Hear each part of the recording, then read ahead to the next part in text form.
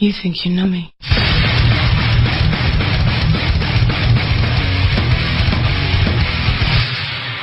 On this day, I see clearly everything has come to light. Twitter and stuff, so I can make sure that I read out people's things, because people's been sending the love, man, for real. 120 followers now, man. It's decent. And we got. When you actually start pulling your finger out, man, we get the followers. Don't start, because you know I have to. Don't start. Can you still wave? He'll fight you. Be careful. I just love the way you lot try and wind me up, like, because they used to do it. Morgan, all of them used to do it at school, and like, because they know I just get pissed off real quick. I never knew in my adult life that shit would still go down. All right. But you know, it's so easy, but that's what makes it so fun. I know, and I fucking rise to it every time, like every time. Oh shit! So when you hear this, when you hear the chops, yeah, you know shit's just got real. Yeah, you know shit's just got real when I'm slapping my knee, ready to do some Muay Thai shit. All right. Oh yeah, by the way, Sam Davey is a G. He's been sending, like, he's been messaging the people that has added us or following us now. He's been tweeting them saying, "You listen to Sunday Segue. In that case, you're a legend." Oh shit! Right, I'm prepared. Finish my bowl of Cheerios, honey nut Cheerios. Add the Nesquik. Oh, the Nesquik ones. We need to keep all this shit in the show. It's funny. All right. I'll put it at the end, man, so the people are just bored, they can listen to it. All right. Ready? Yeah, I'm waiting for this dead intro. That's what I'm waiting for. Hi, and welcome to this.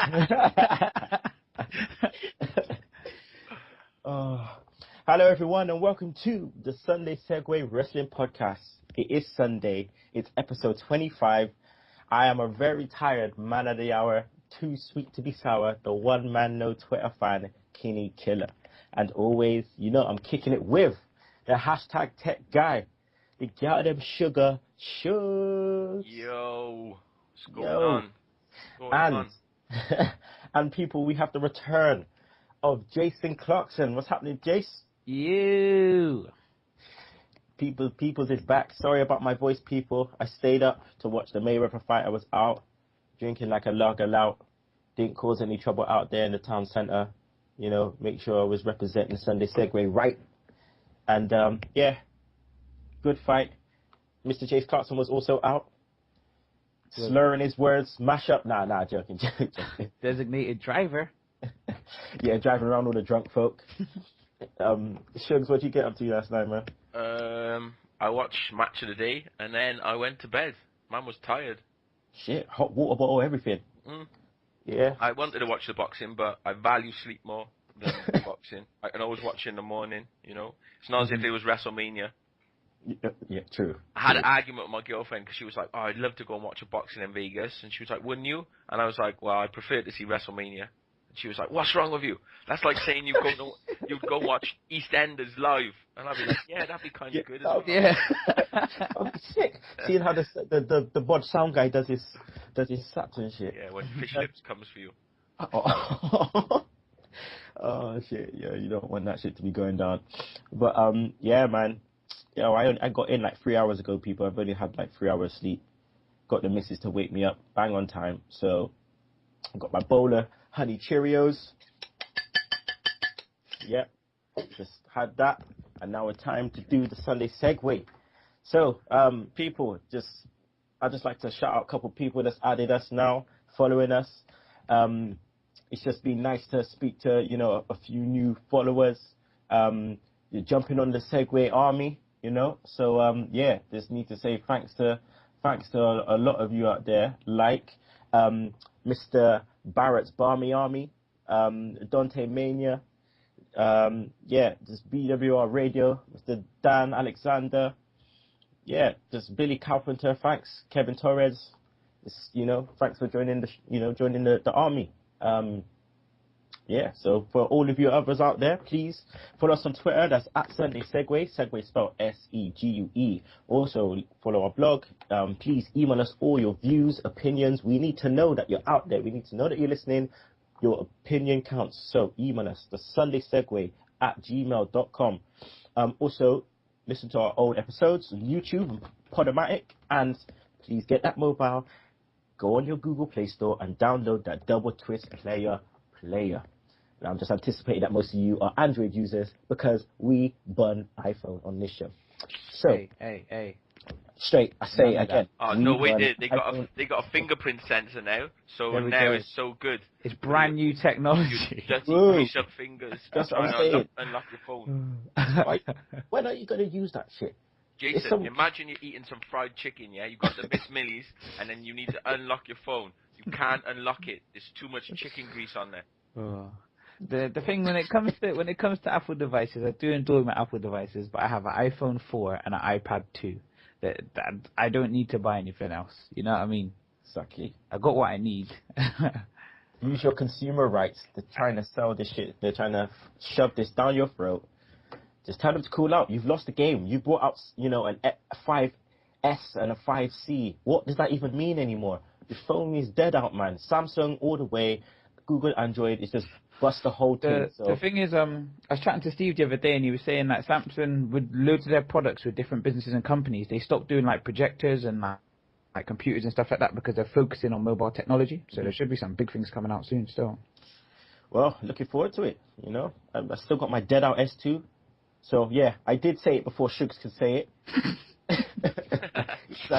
I know man is ready to dash a couple ribs at me, so there you go.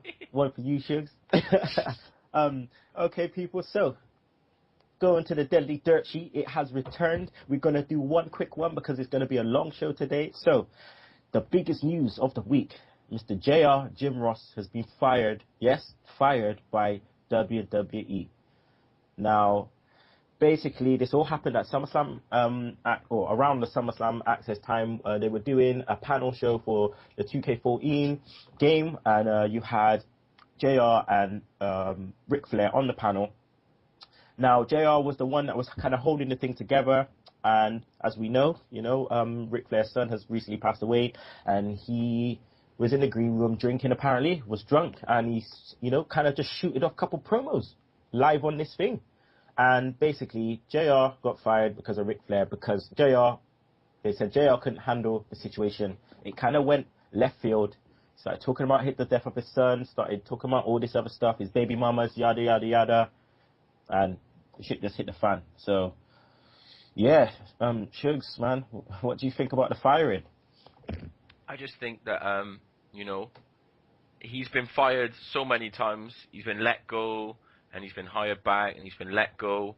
So obviously, as much as everyone in the industry and everyone, the superstars regard JR, Vince McMahon has never liked him.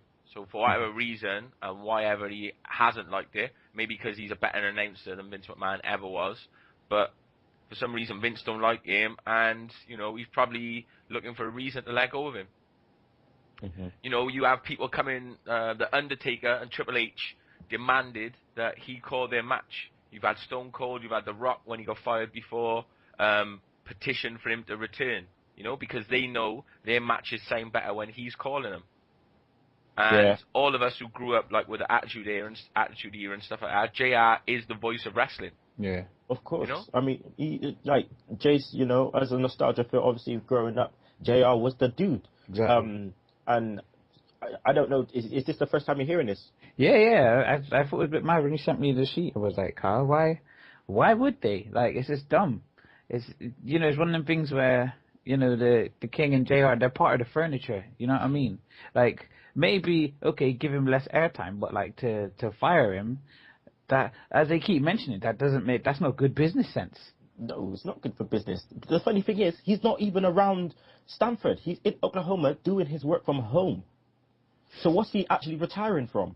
You know what I mean? He's not actually retiring from anything. Like, it's not like he's, in Stanford, or he's at NXT every week, like, he's retiring for nothing. And basically, they have put it across like it's a retirement. That's what's going on. And obviously us marks out here can see through the bullshit straight away. So yeah, you can't fool us. Can't kid a kidder. So yeah, I can't believe it. It's just, yeah. Do you reckon he'll come back? I just think that maybe like this is it, because they're already saying that like, you know, there's so much stuff that he could be doing, and there's so many different companies that like, apparently he does like talks for different companies and like, you know, like proper big businesses like Coca-Cola and different things like that. You know, before the WWE worked for like the Atlanta Falcons, you know, so, and Matt, look at all the corporate experience he's got, you know. He could just make money just talking, and apparently he's going to write his autobiography. And that's what he said. He's got time to write his autobiography. So imagine that. That would be wicked. Like, I would definitely buy that book. Especially if he does it on audiobook and he just tells it himself. That would be sick. Yeah. That would be easy reading for you on the train down to Bristol, innit? Get me. Because I know mans like you can't read. Oh, you went there. Yeah, I'm slinging them today. I don't care. I'm slinging them today. He gets a couple juice in his belly and he's ready for war. All right, that's it.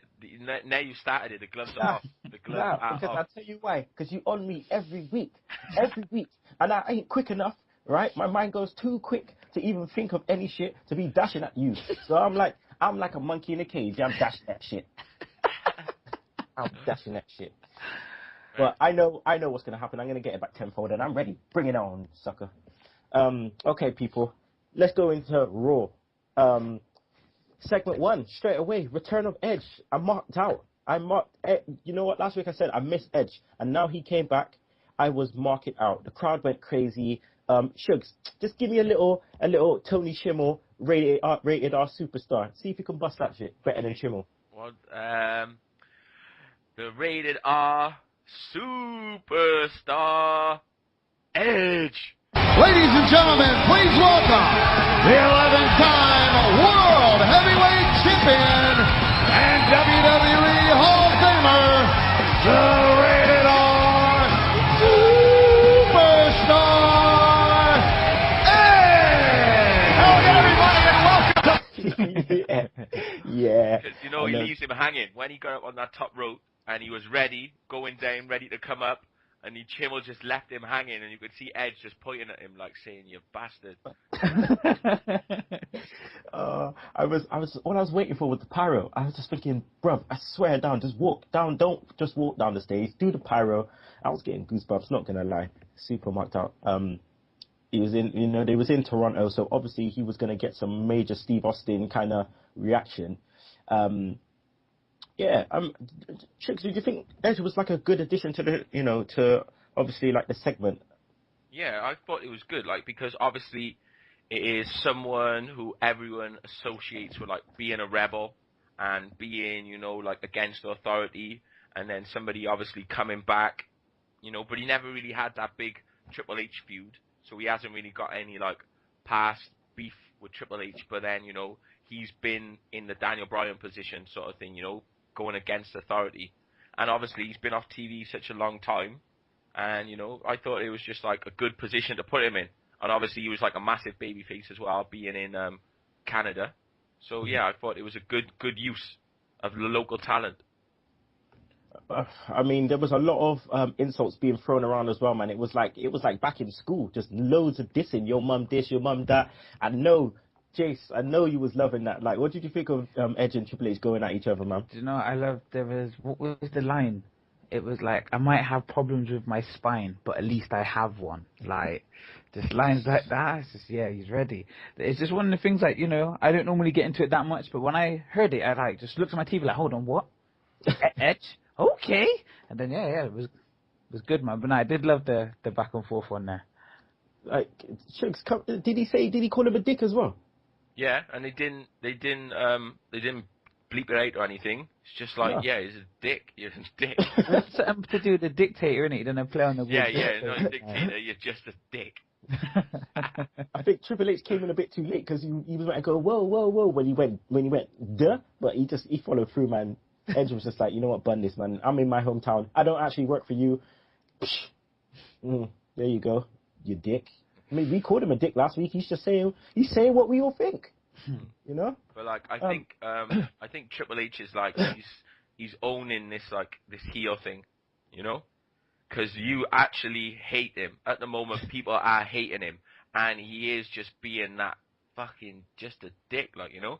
Even the things he's saying to people and the way he's coming across, like the firing of the Cody, and then running down Edge, you know, and then he's always been like, and he's always obviously the buzzword is like, you know, good for business or whatever, and it's just great.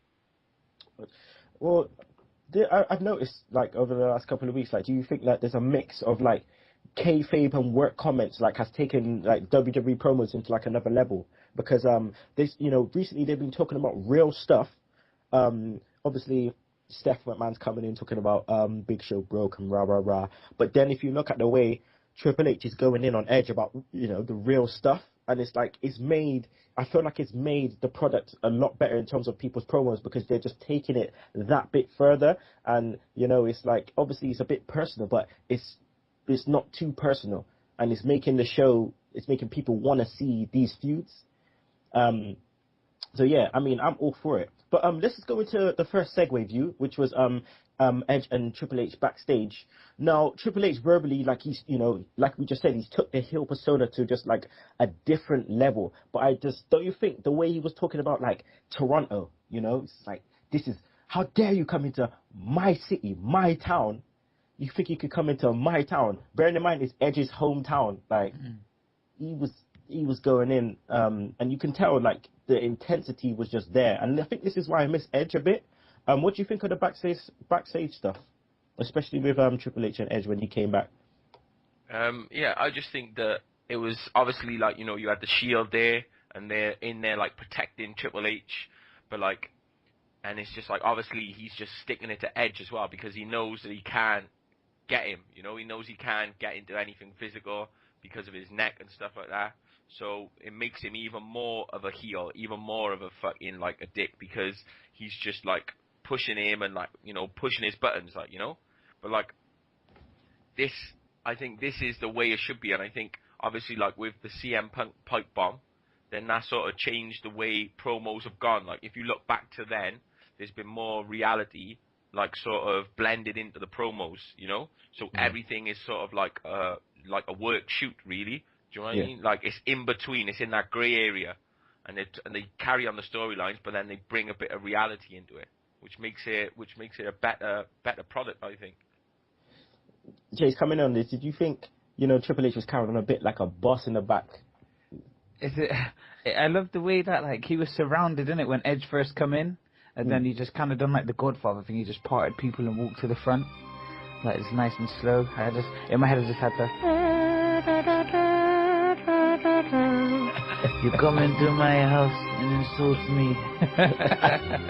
Yeah, no, he's playing it quite well. I just, you know, he's kind of. I can see if we fast forward like 20 years, he's just gonna be Vince, isn't it? You can see it coming. Yeah, 100%. But it'll be a different kind of Vince. Yeah, it's already a different kind of Vince, like, you know. I just like the way Steph McMahon's kind of chimed in with her stuff because she has been going in, man. Yeah, because but we don't want her to be a different kind of Linda. Do you know what I mean? No. But we'll get into that later. Okay, so let's get on to segment 2. Kofi Kingston versus Curtis Axel, who I believe is becoming our next bull bag. Because this guy is actually annoying me. Like, he's getting buried again within this, because obviously this part of the storyline looked like they're trying to build to another Heyman guy or Heyman girl coming in. But yeah, guys, like, don't you think that the storytelling in this feud has been so good? Yeah. Like, the direction is taking it. I mean, Sugs, the way Heyman's been amazing, we've said it week after week after week, but particularly in this part where Punk only had a bit part to play, Heyman carried Axel particularly, very well, didn't he? Yeah, like, I was reading an interview with, like, Paul Heyman, and they were saying about his relationship with his different talents, and how, like, his relationship with, like, Lesnar is completely different to his relationship with Punk, and then his relationship with Axel. Because obviously, like, him and Lesnar and him and Punk are, like, real friends, like, outside of wrestling. And then, like, you've got, like, he's more of, like, he's the star, in the Axel and Heyman relationship, and that Axel's getting the rub off him, you know, by being a poor Heyman guy. But then obviously Axel is just like not being. I don't think he's been booked very well. He came in like hot. Obviously, he had those matches against Triple H and Jericho and Cena, but he hasn't really been booked very well since then. Especially since he got the Intercontinental title. That's the worst thing that happened to him, getting that. The curse of the IC title, man. Yeah. Well, let's just talk about that mid-card level a bit. Jace, Kofi, he come with new trunks and all that, like the long shit, like. But it's the same old Kofi, though, isn't it? The thing is, it's quite weird because obviously a few weeks back, me and Sierra said that we kind of missed the bright colors, but just because you put the bright colors didn't mean you had to go backwards. Do you know what I mean? But yeah, like I kind of wish it. It was slightly enjoyable. I just kept looking at Paul Heyman and he looks like he's on crack. Like the bags under his eyes, just so unkept. Like he's the walrus look. It's the walrus look. That's the look for managers 2013 walrus. Okay. All right. Let's go on to the next segue view, which was Suggs' best friend Booker T, and Big Show backstage. Suggs Booker Man is back again. Spreading his shit all over the place. I just think that obviously we get these storylines and some of them get followed through, but then Booker T got sacked, and then he just keeps turning up every week. He's just there every week. He got fired, yet he's been on most shows since he got fired. Yeah. So what the fuck is he doing? It was a bit confusing as well because like we said last week, it looks like Booker's maybe helping the good guys, but it seemed like a completely different promo, like he was trying to go on some heel thing. I just think that obviously is he a fucking with Triple H or is he not with Triple H, because he's telling people to basically just toe the company line. He's just don't fight against it, it's no good, think of your family, why don't you just give up your title shot, he said last week to Daniel Bryan, and then he's saying the Big Show, just do it for your family, Yeah, I mean, Jace, what do you think of Booker T within, in this role? It's just I'm used to Booker kind of being that guy. He's usually a big voice, but he's kind of whispering, isn't he? He's kind of playing that weird conscience, just at the side. So like you said, when he's whispering to Big Show, come on, man, do it for your family. You go, can you afford to not do this? Booker's normally the guy that would just be come on, man, you don't have to do anything they say. We can, it's just really, it's like he flipped it a bit. Now that he's in his suit, he's one of the suits. Booker T, man. What's happened to you, Booker, man? Jeez. All right, people, let's go to segment 3, which was Ziggler. I'm here to show the world. I'm here to show the world. Versus Bray Wyatt. And guys, Ziggler is he's just taking a dive, man. He gets the job at entrance, and then he jobs out to Bray Wyatt. And not any jobbing, it was horrible. Oh gosh. Is there any way back for Ziggler, guys? I just think that Ziggler... Suggs is taking a sip of his juice. I just think that Ziggler, whatever he said or whatever he's done, they reckon it's obviously something he said in an interview, and he said some shit about Randy Orton as well, and I just think that he's being punished, So however long they decide that he's getting punished for, or however long they decide that he has to pay for, then it's just going to keep doing this.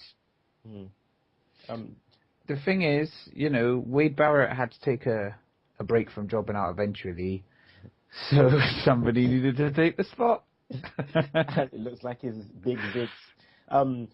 But I mean, Jace, Bray Wyatt, yeah. Do you feel he needs to be in a bit longer matches?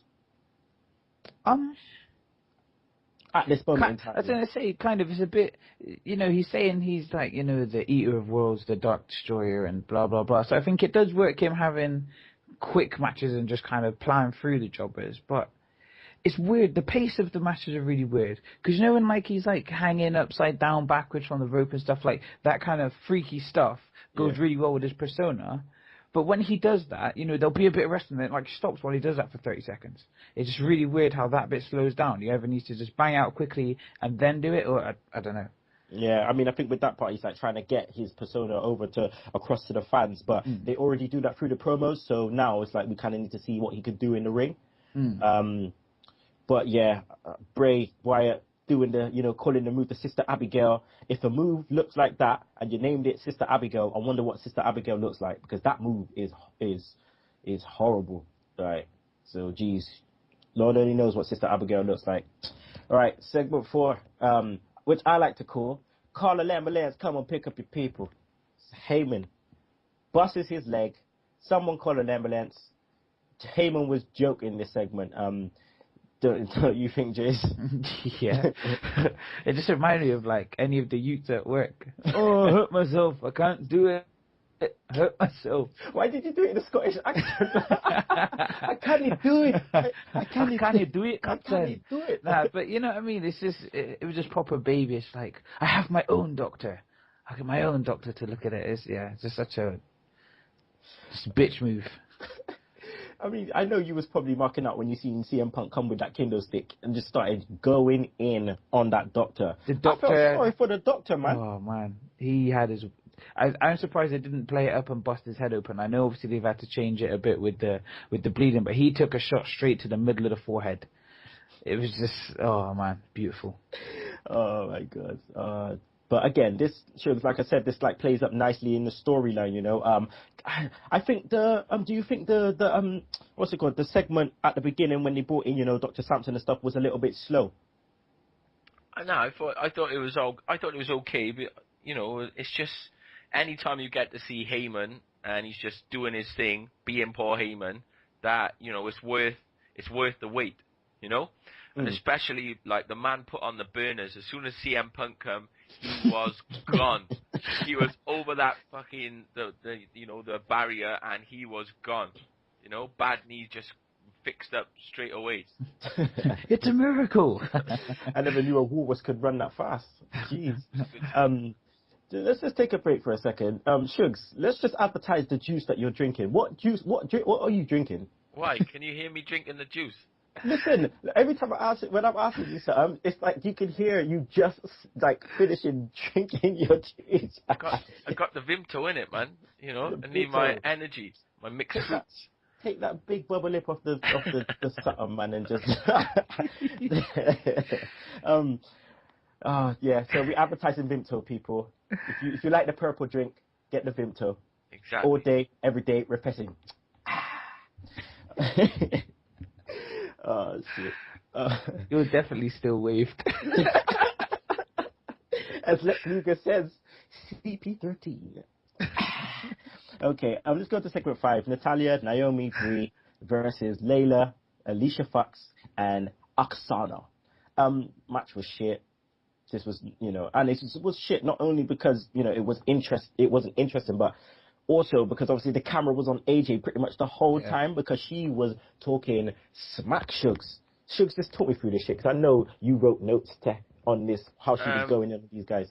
Well, I basically had to hear about it on the internet and then go back and listen to it because you know what I'm like when these fucking bullshit Divas matches come on. I'm just fast forwarding. But, you know, it was good to see her going in on like Jerry Lawler coming with his like pervy self. And she's just like, I'm too old for you, I'm 26. And it's just like, fucking...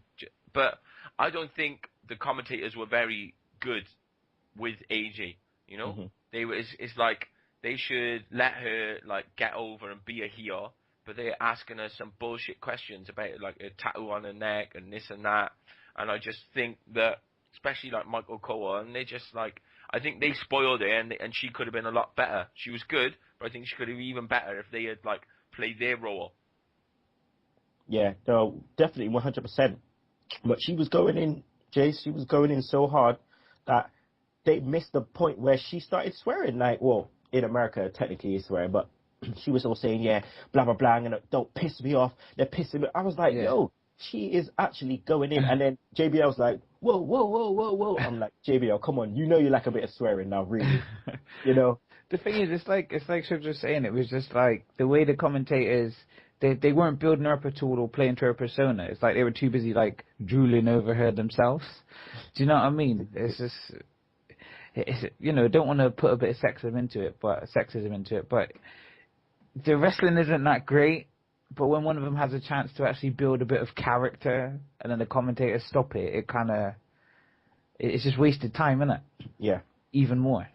Well, talking about a waste of time, let's go on to segment 6, which was R-Truth, which he came, you know, they started the program again, like, with him busting his tune, like, what is this? Like, it seemed like, what's this, 2004 again, or 2006, or whatever, People like... over there, what's up? People over there, what's up?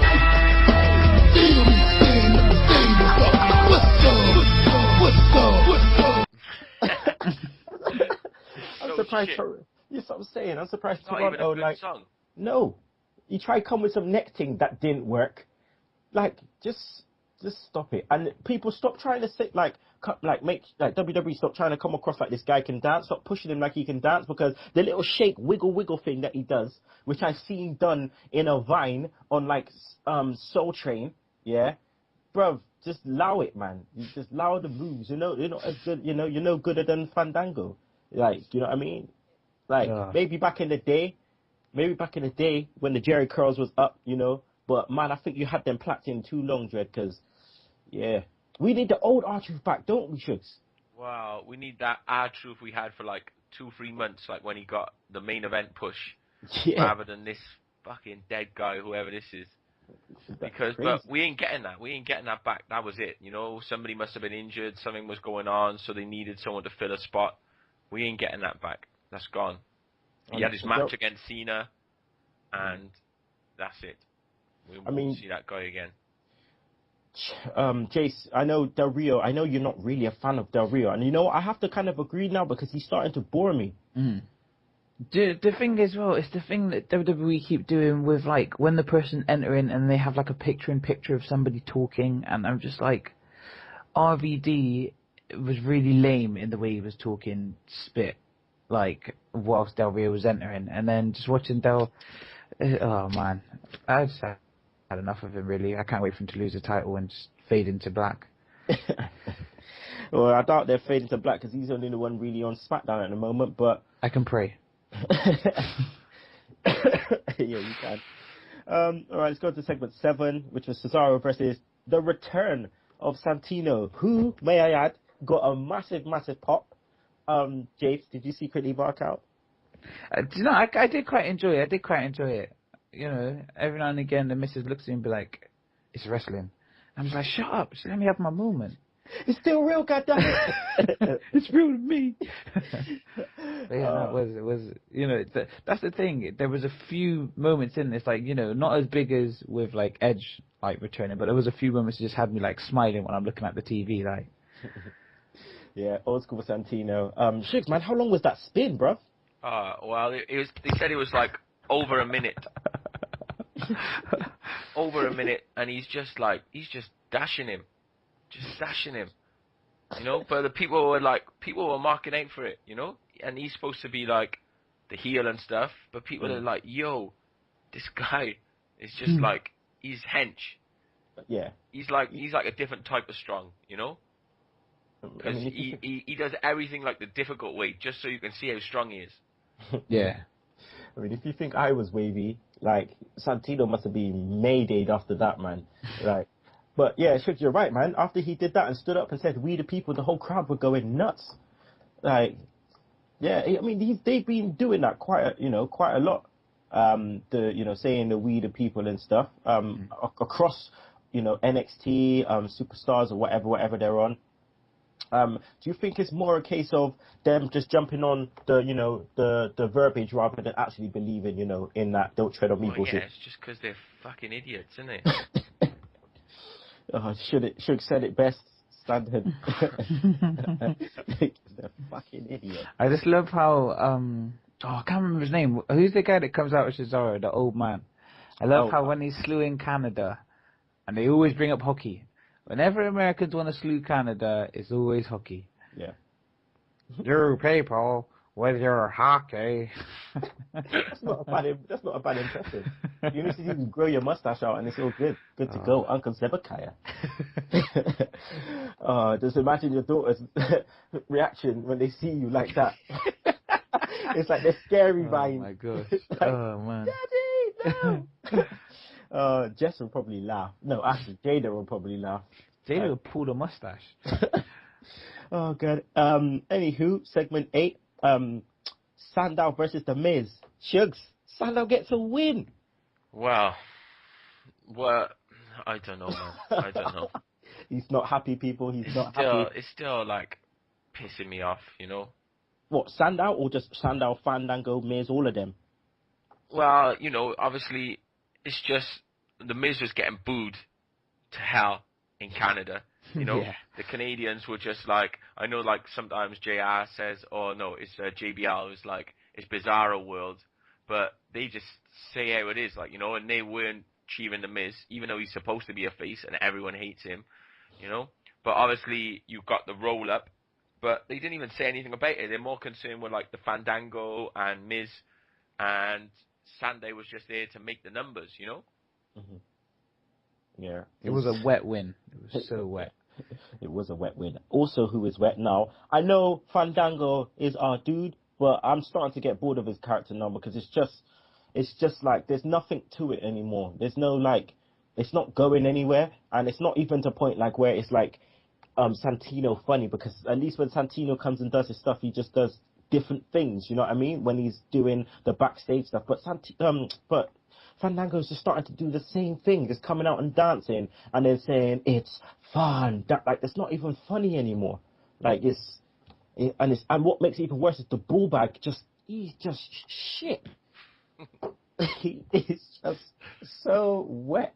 He's just wet as fucking Bo Dallas's hair. No, like, don't start dissing Bo Dallas. You know I am. He's a G. What are you talking about?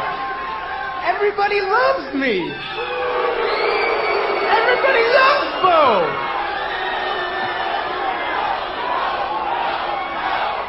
You seen it again this week, didn't you? You seen him again come I out. watched it, yeah. Is Oh, it good? bruv. He comes out with some country three-piece suit, like coming out with some. Don't you think he's good? Like, for playing that part, like getting some character for himself, definitely, yeah, I agree with you 100% on that. Because before he was just wet with no substance, but now because you know he's got the whole believers thing, and like you said, you know, I hold my hands up. He's doing what he's meant to be doing. He's making us dislike him, and if you can do that, whether you're a heel or a face or whatever, then you're doing your job, innit? So, yeah, you know, I just don't like his face on TV. They were calling him all kinds of shit on NXT, bro. They were shouting out all kinds of stuff, like, saying he looks like a reptile. What else they were saying? Like, no, just like shouting, no more Bo. No more Bo. Like, they're just going in on him, man. Just, yeah. But. He's good, man. He's good. He's wet in the ring, though, man. Well, he's alright, Shugs. man. Come Allow on, him, man. innit? Allow him. Shugs is batting for this dude. Oh, yeah. Go on, Shugs. He's Bray's little brother, innit? Yeah, I know, but come on. He's gonna join the Wyatt family. I can see it. You can see it. What's Yeah. he gonna be? The female? Yeah, the lizard. The lizard. The lizard. Oh shit. You might reprise the role in X-Men. There you go. The lizard. The frog. Okay, let's stop with this reptilian shit. When do you think Sandow cashes in? Well, I can't see anything on the horizon. We're gonna have to have a title change because he's not gonna cash in against Del Rio. So someone's gonna have to win the belt off Del Rio first of all, and I can't see it being Rob Van Dam. So depends who the next feud is. Yeah. I was going to say, that's the thing, and like, if he cashes it in, depending on when he cashes it in, chances are he'll just lose anyway, and that's a waste of the contract. Yeah, Cody, come back and win it, man. Go on, Cody. Right, let's go to segment 9, which is Orton versus Goldust. Now, I want to know from you guys, like, what your thoughts was on this match, kind of creatively, in terms of building up Goldust, because obviously Goldust hasn't been about for a long time. But I thought creative storytelling, not only with this, but with like Punk and Heyman and stuff. Generally on the show was really good anyway. But I want to get your guys' views. Like Shugs, what was your views on the way they built up the return of Goldust? Yeah, I like obviously they kept playing like little promos throughout the night and focusing on different parts, but I thought they built him up well, and it made you so anyone who didn't know who Goldust was before that night would have been able to get enough about his character, enough about the person, just to know and expect it. And obviously they said about him being Cody's brother and stuff, but yeah, obviously the best bit was like the Goldust promo, when he was saying about how he was the screw up of the family, and how he was gonna do it, and how he was gonna redeem himself or whatever, and then Triple H just come in just like a fucking dick again. It was great, the promo was great. Did you like a little bit of Goldust, Jace coming back? I enjoyed with the promos. It was just good seeing like the best of, because so many moments that you just kind of forget. Like when it was just showing things like with Austin and with The Rock just kind of going way back, and I just love those moments, and just showing just reminding people what titles he has won and held kind of thing was good as well. I mean, I got to give a shout out to friggin' Ahmed Johnson. Where is Ahmed? Yo, that feud Goldust Ahmed Johnson for the IC title. Yo, Ahmed Johnson went in. Fucking Goldust tried to kiss him, saying he was doing the mouth-to-mouth resuscitation. Man weren't having none of it. Man came in, pour a river plunge, done, finish. Bye-bye Goldust. Wig, everything on the floor, done, all over. So, yeah, wherever you are, Ahmed, I need to get interview with you. Some way, somehow. Big T. I need to get that. Oh, God. Okay, so apparently, guys, I'm reading the dirt sheets, and it looks like Dusty Rhodes is gonna be on Raw tomorrow. Jace, I know you're gonna mark out with this, So give me the Dusty Rhodes impression, please. I'm Dusty Rhodes, if you will. What we need now is Sapphire and the polka dots, and the American Dream, Dusty Rhodes, baby. Get him back on. Dusty Rhodes. Come on, Shugs. Give me a if you will, Shugs. I don't even know how it goes. Just give me a Dusty Rhodes. This is weird. Shit, man. What is wrong with you two? And we all had hard times together. I admit I don't look like the athlete of the day supposed to look. My belly's just a little big. My hand is just a little big. But brother, I am bad, and they know I'm bad. I think even though Jason didn't drink last night, it was a long night though. I think I passed some of the way because of sleep deprivation. Oh shit. Yeah. So again, another good part of the storyline. They had to do it, though, didn't they? They had to. Yeah. Well, it's just the natural continuation of the what do you call it? The storyline. Just obviously Cody got fired, his big bro come in, and now his pops is coming. Yeah. What do you reckon? Shield's gonna try and come out and try and deal with him? Cody Rhodes come proud? He can't take a bump. He's too old. His legs smash up.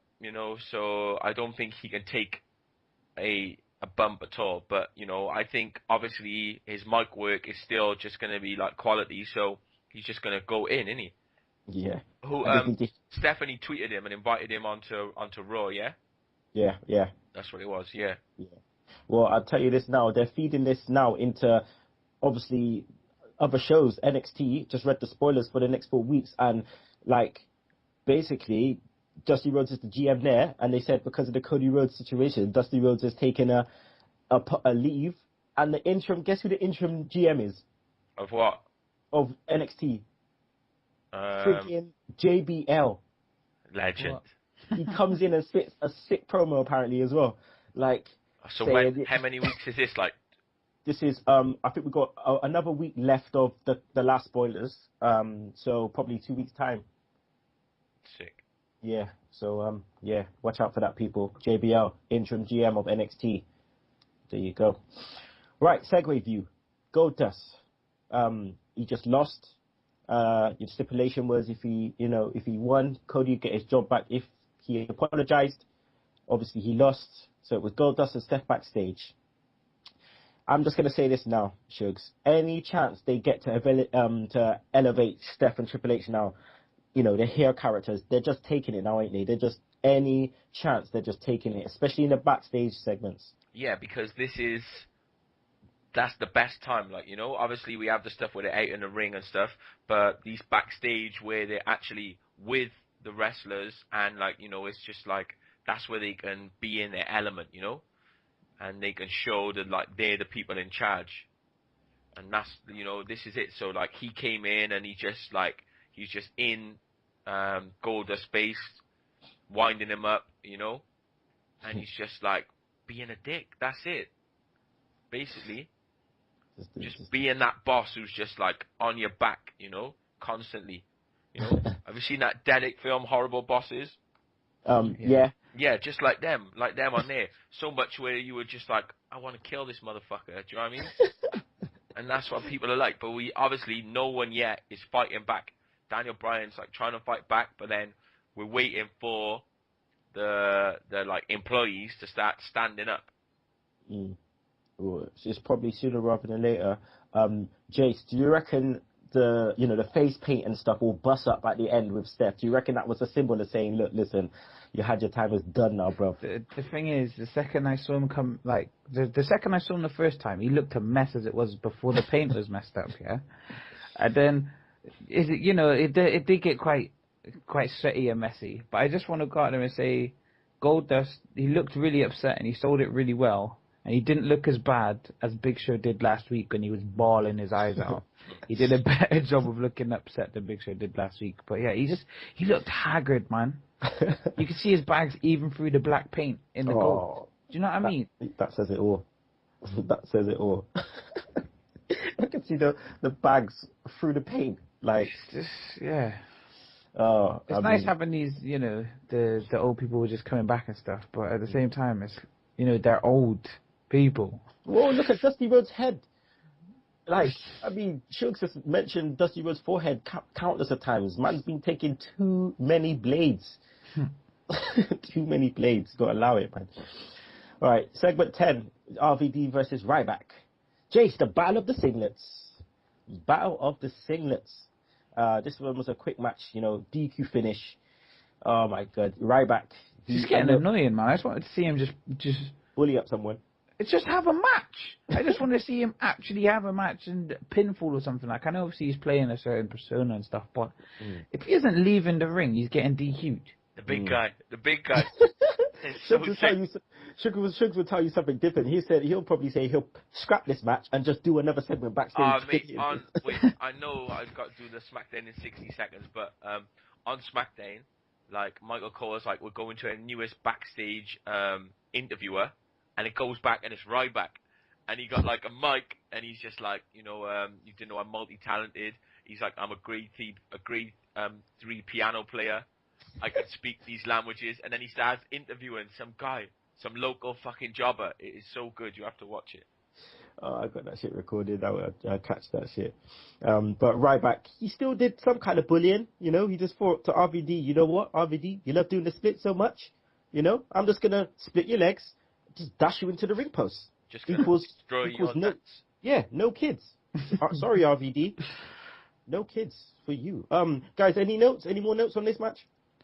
I just want to see. I preferred Ryback's matches when he was taking out jobbers right at the beginning. I prefer those matches to the way he's being now.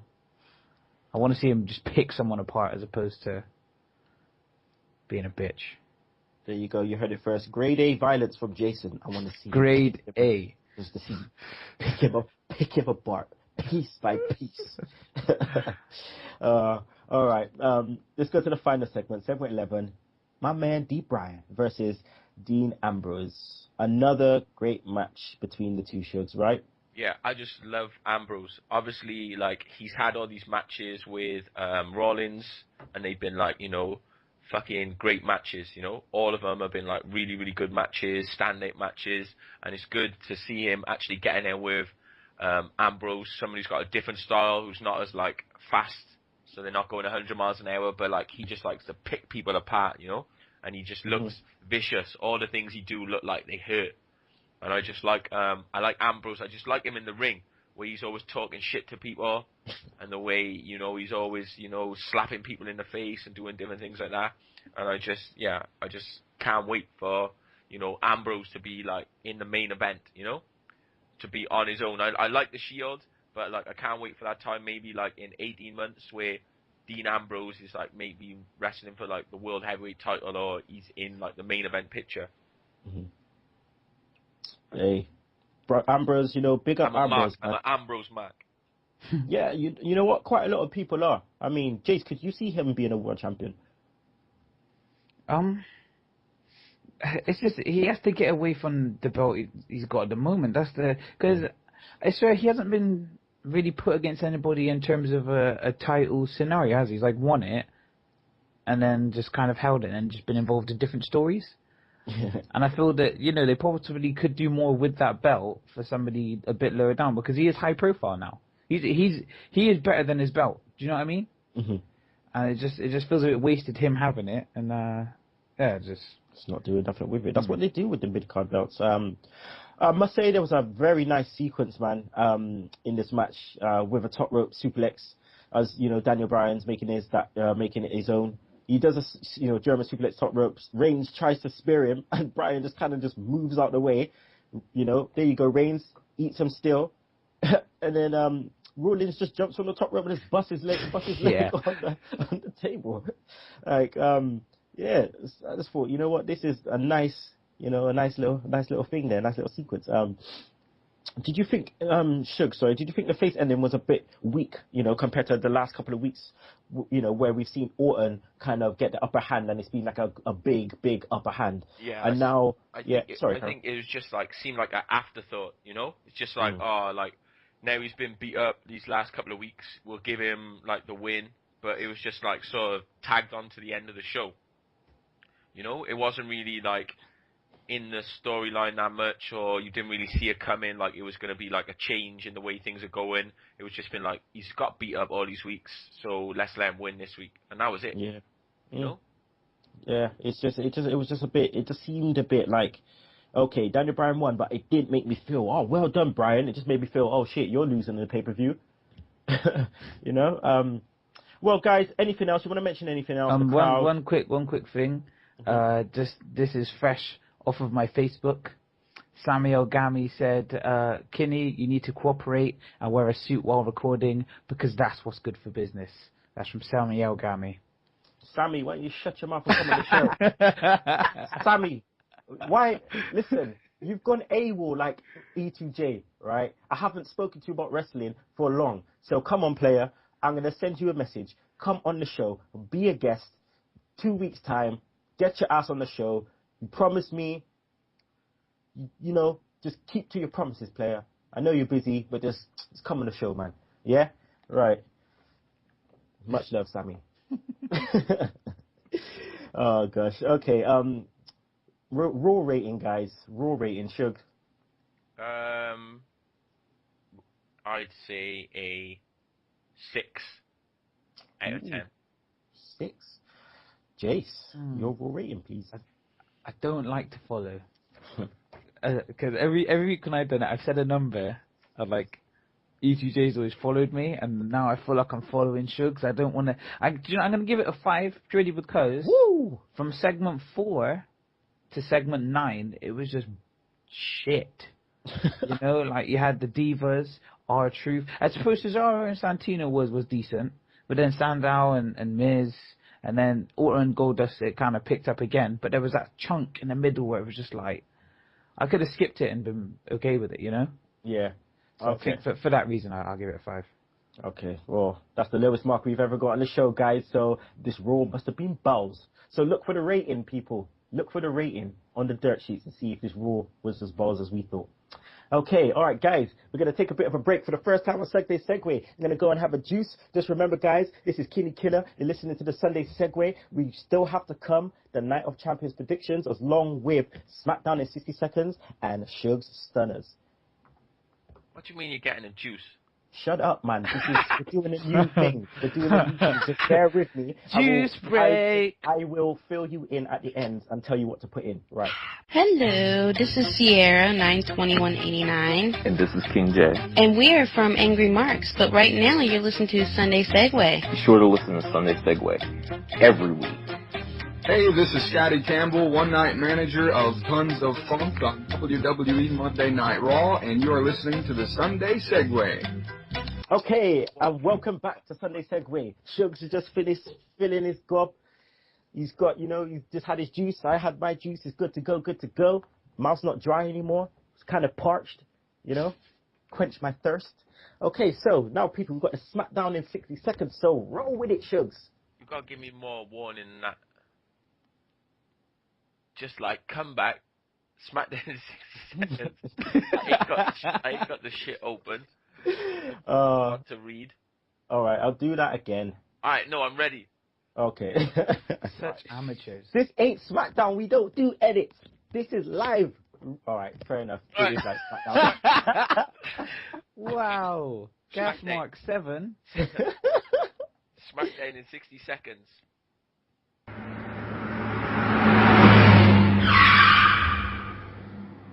Big Show, Triple H. Big Show, piece of paper, apologizes for setting a bad example. Triple H comes home, says he's suspended for the night. Shield come down, give him a triple powerbomb. Diva tag team match, AJ on commentary again. Maybe they're having a second attempt because they were squashing her last week. And that's it. Dancing with the Stars. WWE fucking pile of shit. R-Truth, Fandango, The Miz in a 70s afro, Miz Go Inferno, and the Great Khali. Miz wins, but it's 10 minutes of my life that I can't get back. Ryback backstage, newest backstage interviewer, beats up a local talent. Sandow, this is Santino. Cobra, 1, 2, 3, Santino wins. In capital letters, no fucking comment. Axel and Heyman interview with Michael Cole. Heyman, usual shit, and he looks even more like Watto from Attack of the Clones when Anakin comes back and he got that beard. Del Rio versus Ricardo. Del Rio beats down Ricardo. Ricardo hits a great tornado DDT from the top rope, but then just gets fucked up with a reverse suplex and just lands on his face. Triple H promo in the CEO mode, being interviewed by Michael Cole. Talks about Daniel Bryan, talks about business. It's a good promo. Ziggler against Ambrose. Ziggler wins, he gets a title shot. Ziggler wins by DQ because the Shield run in, and we get the Usos making a save, so we get a 6-man tag team match. High-flying match for the Shield win as usual. Then to end the show, we get the cutting edge with Orton and Bryan, and Edge asks Orton how's it feel to be a sellout. Orton talks some shit, gets put in the yes lock, and then the show ends with Bryan in the middle giving the yes chant. Fade to black. Fade to black. Do you know, that was pretty good, Shugs. Was it actually 60 seconds? I don't know, man. Good. I get so many complaints that I just go through as quick as I can now. Don't watch them, man. All these haters, man, haters. The thing is, you have control on Audacity. You could just speed your voice up so that it meets 60 seconds. Just speed up that Yo, shit. don't tell the fans the tricks, blood. I don't want my voice sped up. Okay, well, guys, you're just gonna hit the best segment ever because you're about to get stunned with Sugs Stunners.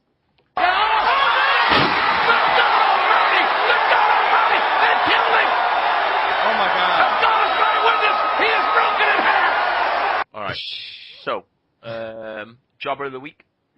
Even though he won on Raw, he lost to Santino on SmackDown.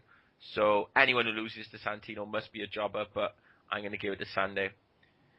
He's got that fucking briefcase, and it feels like it's just dragging him down to the bottom of the roster because he just keeps losing. So Sandow, Jobber of the Week.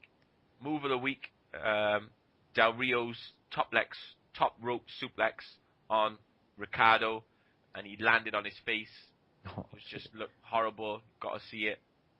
And then I'm going to say Wrestler of the Week, Santino Marella. Come back, 2 for 2. What more can you ask for? A win against Cesaro, a win against the Money in the Bank holder.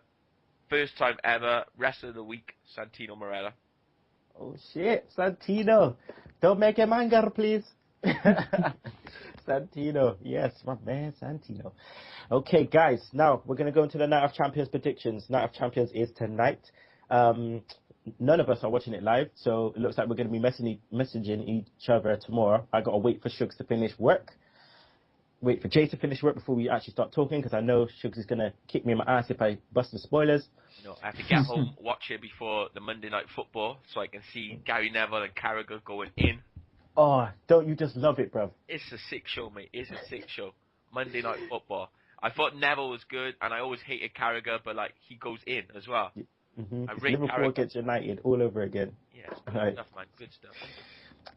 Okay, so let's get into the Night of Champions predictions. So we got the kickoff. You know, PTP versus Tons of Funk versus Usos versus 3MB versus the Real Americans, and my voice is going too fast.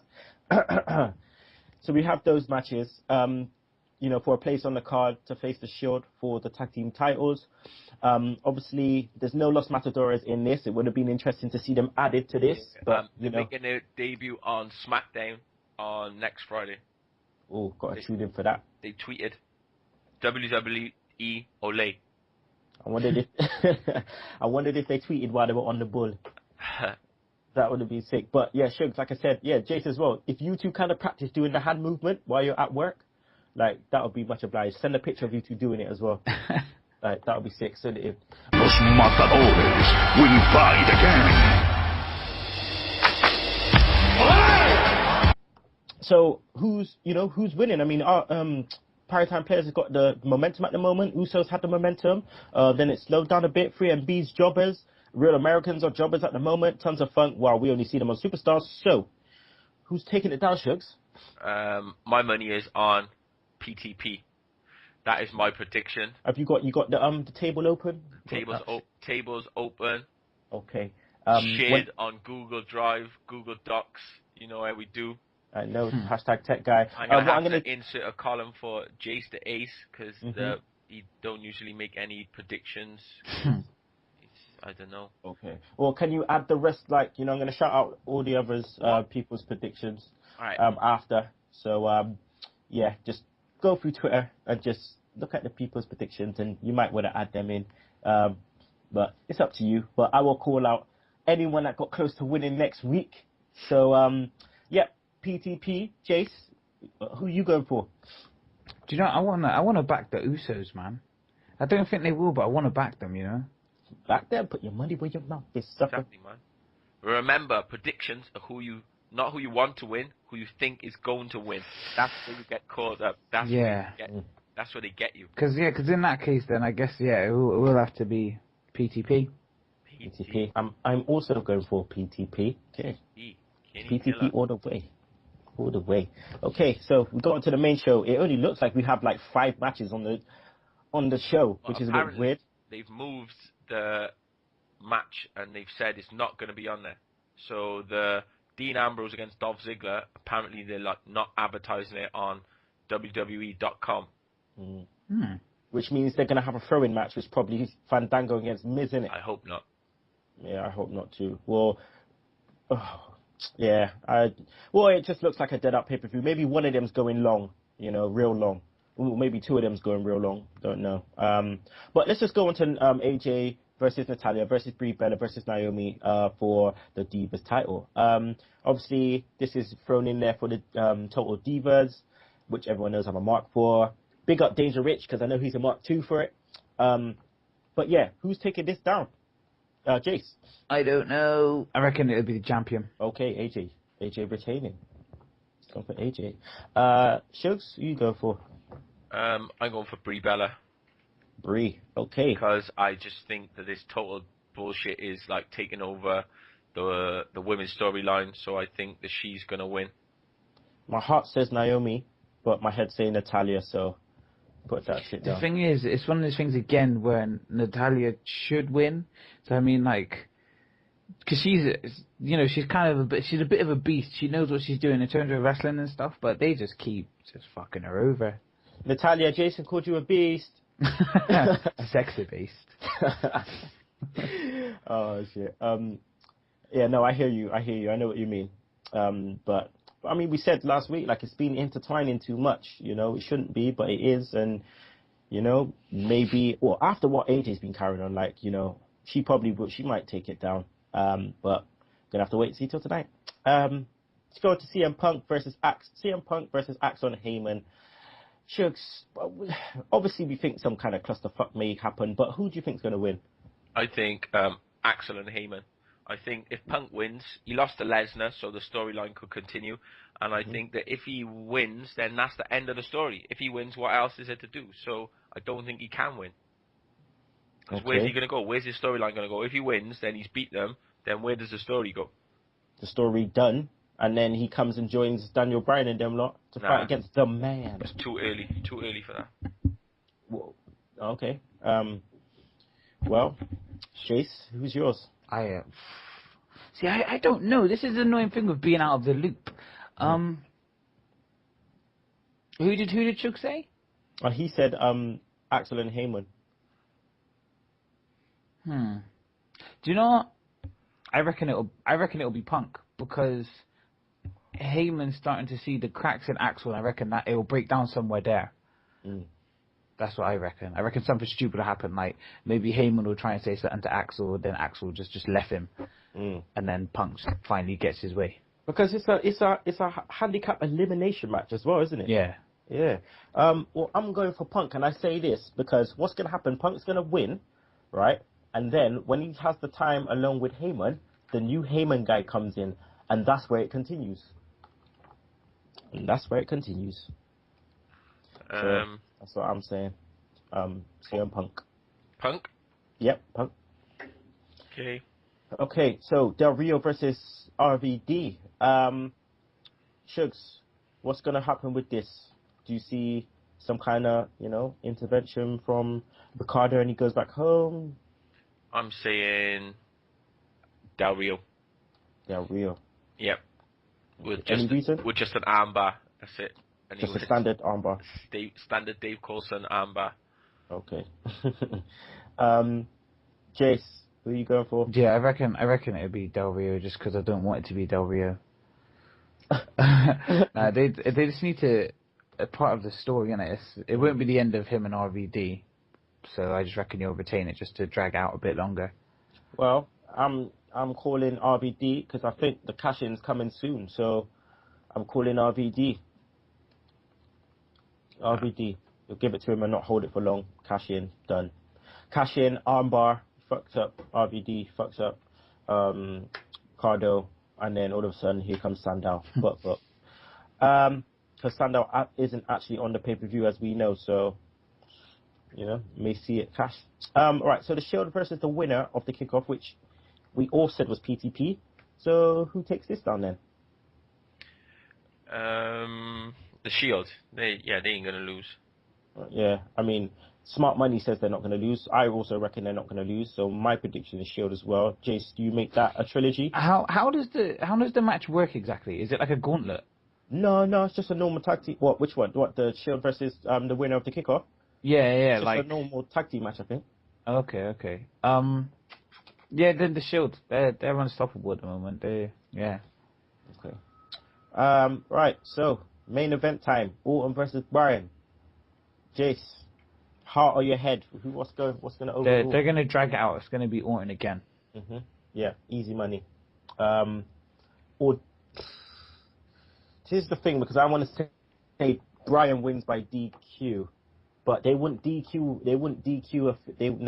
Orton wins because they wouldn't finish a pay-per-view without Cena on a DQ. So, I mean, I know they did it at WrestleMania, but other than that, yeah, saying Orton.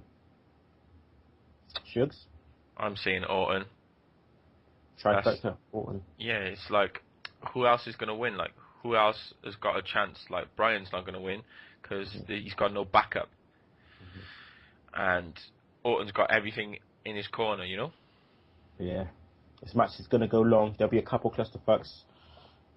Just have to see what happens, guys. I'm looking forward to it. So, okay. I think that we need to do a prediction for Ambrose Ziggler, just in case. Just in case. Oh, okay. I'm gonna say Ambrose anyway. Yeah. It's obvious. Ziggler's been jobbing, so I'm gonna say Ambrose too. Jace. Yeah, Ambrose. Ziggler's jobbing in me, so yeah. Yeah. Done. Okay. All right. So let me just read out a couple of our followers and their predictions. So Barrett's Barmy Army. Let's outweigh Barrett's Barmy Army. His predictions are PTP to win the tag championships, Ambrose to win, CM Punk, Del Rio, Natalya, and Daniel Bryan via DQ. We also have. Let's just have a look. We also have. Okay, so we also have Fringilla, Usos, Ambrose, AJ, Shield, Punk, RVD, and he said that they're hoping that Sandow catches in and wins the world title, and Orton as well. He says Orton's going to win. Who else do we have? We have Mr.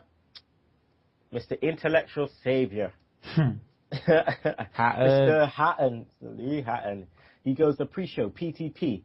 He goes Orton, Del Rio, Punk, AJ, PTP to win the tag titles, and Ziggler. So obviously Ziggler takes it down against Ambrose. Who else do we win? We have It's Clobbering Time. What's your Twitter handle? It's Clobbering Time. Let me just have a look at that, Mr. Omar 7956. It's Clobbering Time. His predictions are as follows. He goes with Punk, obviously, hence why he's saying it's Clobbering Time. Orton's gonna win. He says Shield will lose the titles, and he reckons Big Show will be the reason. AJ will lose her title, but he doesn't know who the winner's gonna be. He said the Usos or the Primetime Players will win the tag team championships. Okay, I got in from Sammy. Sammy saying that Orton will walk out with the belt. He says that he reckons Bryan will get screwed over somehow and get another rematch.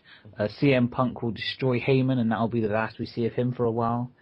He reckons RVD will win the World Heavyweight title tonight as well. Oh, wow. My man Sammy. He knows his shit. He knows his shit. Right. Well, let's go to Mr. Danger Rich. He says Orton over Bryan, very, very dirty. He says Punk over Axel and Heyman, Ambrose over Dolph, ADR over RVD, Natalya or Naomi over AJ, the PTP over Shield. So Danger Rich also thinks the PTP is going to go over on the Shield. Let's go to our sister from another Mr. Stateside, Miss Sierra. Her predictions are Natalya, PTP, the Shield, ADR, Orton, Ambrose, and Punk. Who else we got? We have our man Scotty Campbell. Scotty Campbell, he did interview for us last week. He says it's gonna be Curtis, Axel, Del Rio, AJ Lee, the Primetime Players, and Dean Ambrose. But he missed out Orton or Bryan, so I'm gonna tell you it's gonna be Orton. So thanks, Scotty. And have we got one more? We got one more. Yeah, Mr. Sam Davey. Sam Davey. He says PTP, Orton, ADR, Punk, AJ, The Shield, and Ambrose. So next week, guys, I'm gonna see who gets closest. Who gets closest. We haven't got anything to send out for a winner, so sorry, guys, but it's all fun and games. We ain't got that. We ain't bankrolled by some Quatari owners. Like, we ain't got them peas like that. Kenny, Quatari. You need to just get on the old PowerPoint and just make some sort of e-certificate and dish them out, because we're supposed to give King J something for busting up Sierra, and I'm pretty sure he never got anything. Yeah, blood, you need to design that shit. I do everything up in this bitch. Yeah, exactly. So keep doing everything, innit? Okay. All right. So that's the end of the show, guys. Welcome home, Jace. Welcome home. Have you missed me? Yeah, I have. As we're doing a count now for how many weeks E2J's gone AWOL. So I think it's is it week 5? I don't know. It's been a long time. It's been a long time. We need the bottoms back, but we need them back, Ed. I wonder whether he's listened to the show and be like, "Fuck these motherfuckers! I ain't coming back to the show." Shugs, I don't know where he is, but it's week 5. Holla, so wherever you are, down. E2J, holla. Yeah, Holla give out us player. a shout. Tag team match player. Holla. Please, just let me know you're okay. Let me blink twice if you're in Milwaukee. Okay. Yeah, so Jace, thanks again. I know you're gonna be on again soon. I think I'm gonna try and do a little special old school, maybe Attitude Era, beat the clock with you and Mr. One Ellis. That would be kind of joke. See if you try to get his work schedule's a bit mad, but I'll see if I can make that happen. We'll both get so many wrong, but yeah, it sounds like a good time. Don't worry, I'll make it easy for y'all. Send me the answers. And you know what? I couldn't do it without #Tech Guy to get them shugs. So no problem, man. No problem. I just have to edit this shit. That's what takes so long. Yeah, well, it's 12:25. Got some time. Exactly. My chicken's cooking, man. Got to peel my potatoes and I'll be ready. The thing is, Kinney, you have no idea. He has no idea, mate. He has no idea. He's gassing up the set. Oh, I've been doing this Twitter. My thumb's hurting. I got some more followers. Oh, hold on. Come on. Try editing a podcast, motherfucker. Try walking in my shoes. Yo, come on. Play Shoot this tune. Play Shoot this tune. Play the rap. Now about to witness a sugar to gallum sugar moment. Listen, I know, I appreciate it, Shugs, because I know it takes long, and I know you appreciate the fact that, yes, I do put this shit together too. We put it together. It's brothers in arms. You know how nice it is to be on the show this week and not have to worry about editing it afterwards. Because when I did it for those 3 weeks, I was like, oh, please, can the conversation finish soon? But you're a perfectionist anyway. It's like an hour's worth of footage you have to go through. And the longer we make this phone call now, the longer Shugs has to edit it. Okay. I'm not worried about editing. I'm worried about taking a piss right now. Well, let me just interject right there, and I say, people, look, we're going to go for In the Words Of. At this time, the In the Words Of is from Chris Jericho, Smackdown, putting heat on Chris Benoit. So, in the words of Chris Jericho, like I said, Benoit, I will fight you anywhere. I will fight Chris Benoit on a boat, or Chris Benoit with a goat. Chris Benoit when the score is tied, or Chris Benoit as a blushing bride. I will fight Chris Benoit while he's taking a quiz, or Chris Benoit as the total jackass he is. You see, Junior, I will fight you any day because, baby, I am Y2J. And choke on that slap nuts. Peace. Okay. Shugs, for that break bit, yeah, can you just put a little